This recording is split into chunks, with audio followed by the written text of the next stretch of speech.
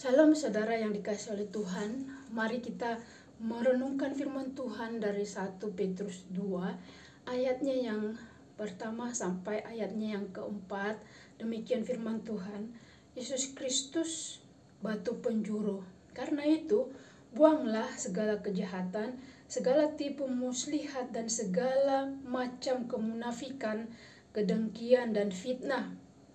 Dan jadilah sama seperti bayi yang baru lahir, yang selalu ingin akan air susu yang murni dan yang rohani, supaya olehnya kamu bertumbuh dan beroleh keselamatan. Jika kamu benar-benar telah mengecap kebaikan Tuhan, dan datanglah kepadanya batu yang hidup itu, yang memang dibuang oleh manusia, tetapi yang dipilih dan dihormati di hadirat Allah. Tema kita seperti judul dalam perikop firman Tuhan ini, yaitu Yesus Kristus batu penjuru.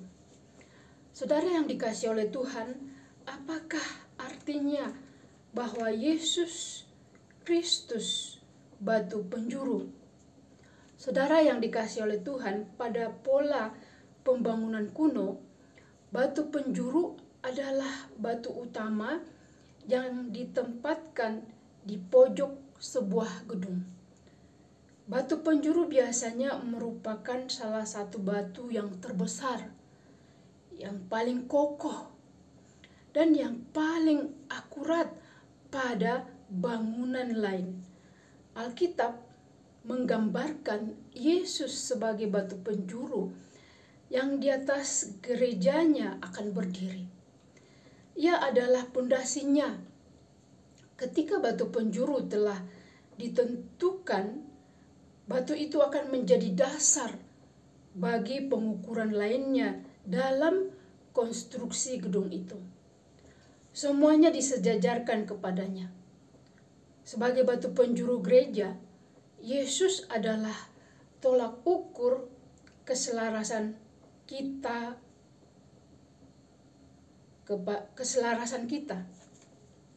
Yesus Kristus adalah keselarasan kita. Di dalam kitab Yesaya mengandung banyak referensi mengenai kedatangan Sang Mesias. Di berbagai bagian dirujuk sebagai Sang batu penjuru. Sebagai contoh, di Yesaya 28 ayat 16 sampai 17. Sebab itu, beginilah firman Tuhan.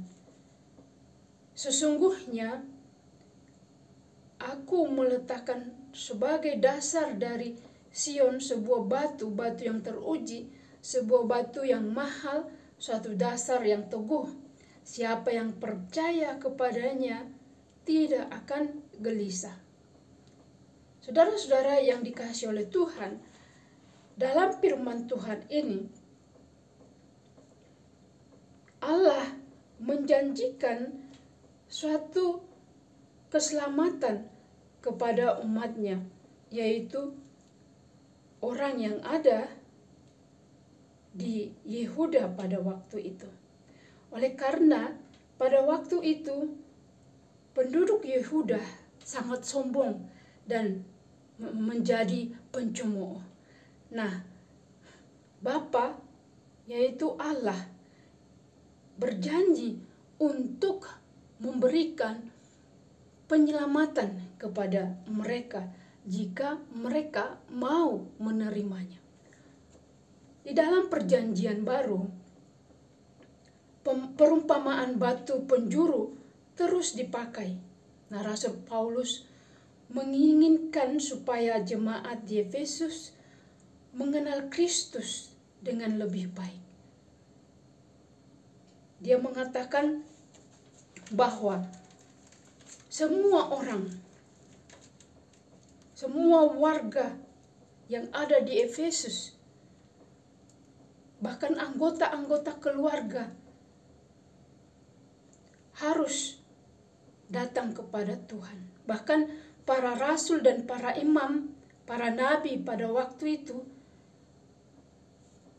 Paulus mengajak mereka supaya menjadikan Yesus sebagai batu penjuru di dalam kehidupan mereka.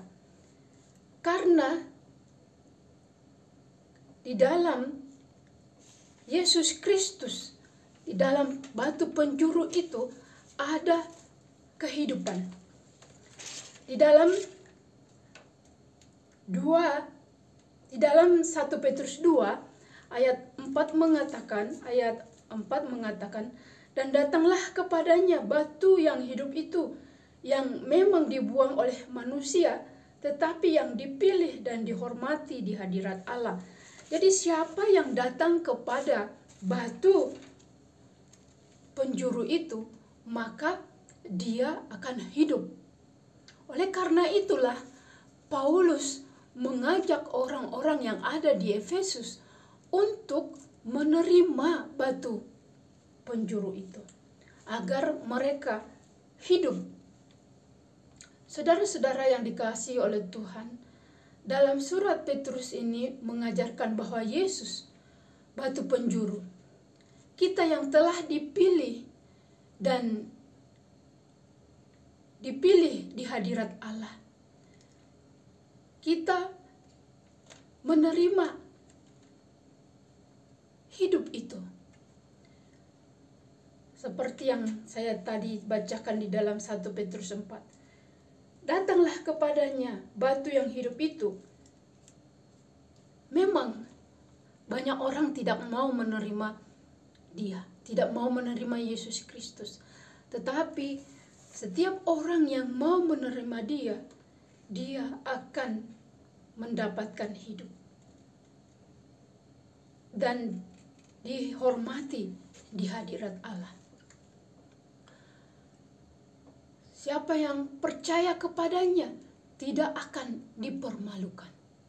Di dalam ayat yang ke-6. Sebab ada tertulis di dalam kitab suci, sesungguhnya aku meletakkan di Sion sebuah batu yang terpilih, sebuah batu penjuru yang mahal, dan siapa yang percaya kepadanya tidak akan dipermalukan. Jadi saudara-saudara yang dikasihi oleh Tuhan, mengapa Yesus sebagai batu penjuru?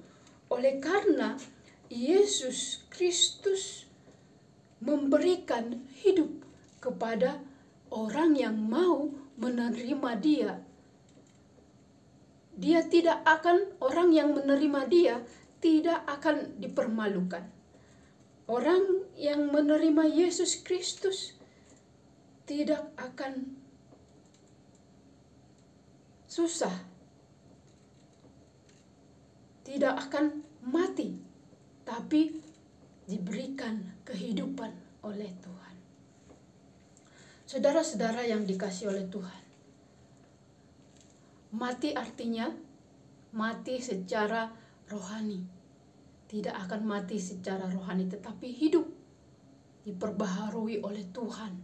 Segala hidup yang lama diperbarui oleh Tuhan. Kehidupan yang bebal, kehidupan yang pemarah, kehidupan yang bohong, dengki, iri hati, mengingini milik orang lain, mengingini sesama jenis, itu diperbaharui oleh Tuhan, sehingga tidak melakukan itu lagi di dalam kehidupannya.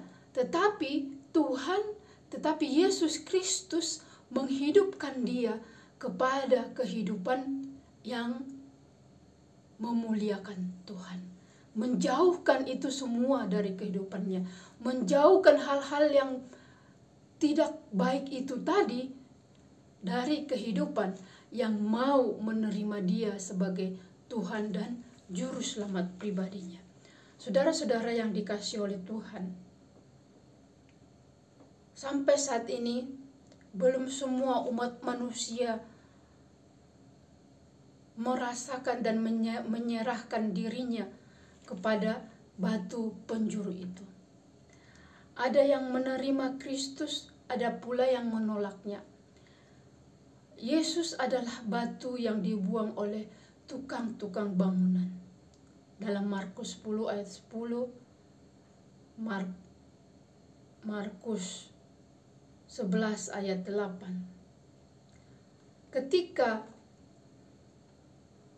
tentang berita kehadiran Mesias diketahui oleh orang Majus dari timur, mereka datang dengan membawa emas, kemenyan, mur. Namun ketika berita yang sama didengar oleh Herodes di Yerusalem, Herodes bertekad untuk melakukan yang sebaliknya. Sejak awal mulanya, Yesus adalah batu yang membuat orang tersandung, batu yang membuat mereka jatuh di dalam iman. Bukan jatuh secara fisik, tetapi jatuh di dalam kepercayaan dan keyakinan. Mereka tersandung karena mereka tidak taat kepada firman Allah.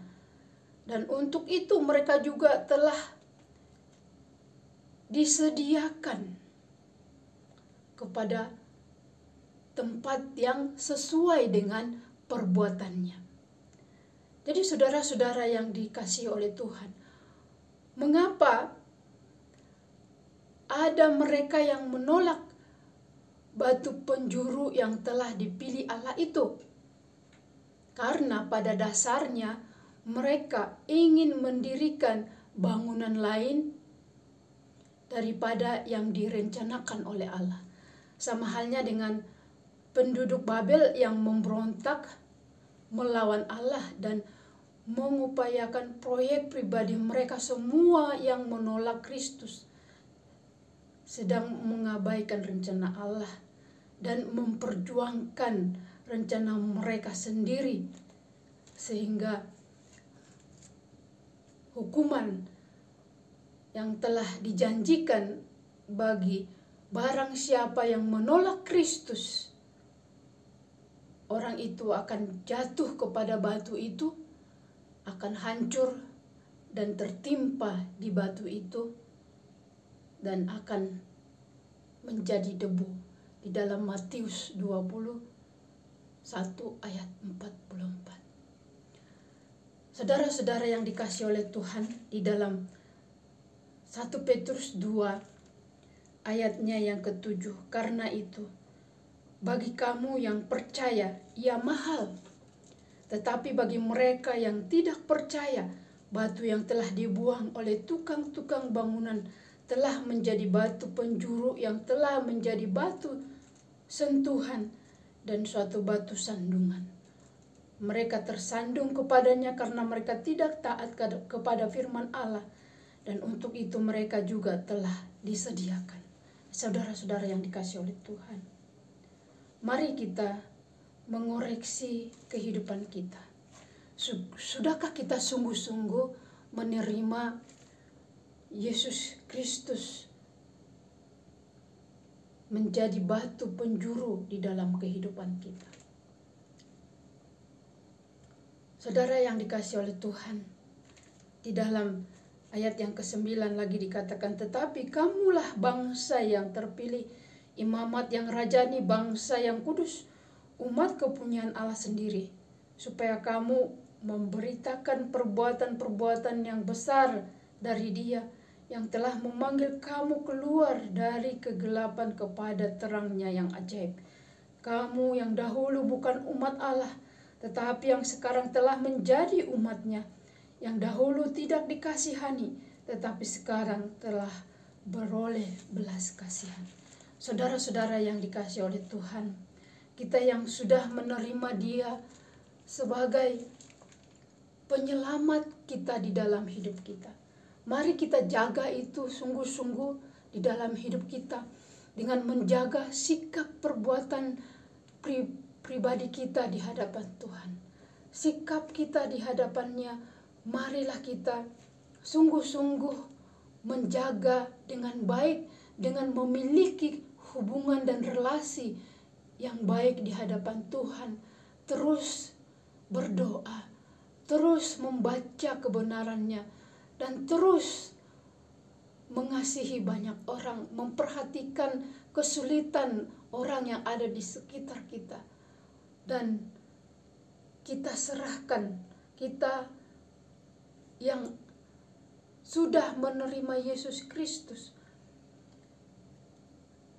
mari sebagai batu penjuru yang memberikan kehidupan di setiap langkah hidup kita. Marilah kita tetap setia, walau masih ada tantangan, maju terus sampai kita meraih kemenangan yang membawa hidup kita tetap di jalan terang kasih Allah, yaitu menjadi batu hidup, menjadi batu yang memberikan hidup kepada sesamanya, seperti Kristus Yesus yang sudah memberikan kehidupan kepada kita. Kita lanjutkan lagi itu kepada orang-orang yang ada di sekeliling kita, untuk kita menjadi terang buat semua bangsa, buat orang yang ada di sekeliling kita. Terus kita berjuang dan berjuang untuk menjalankan visi misi Yesus Kristus Tuhan kita. Tuhan Yesus memberkati. Sampai ketemu di dalam firman Tuhan selanjutnya.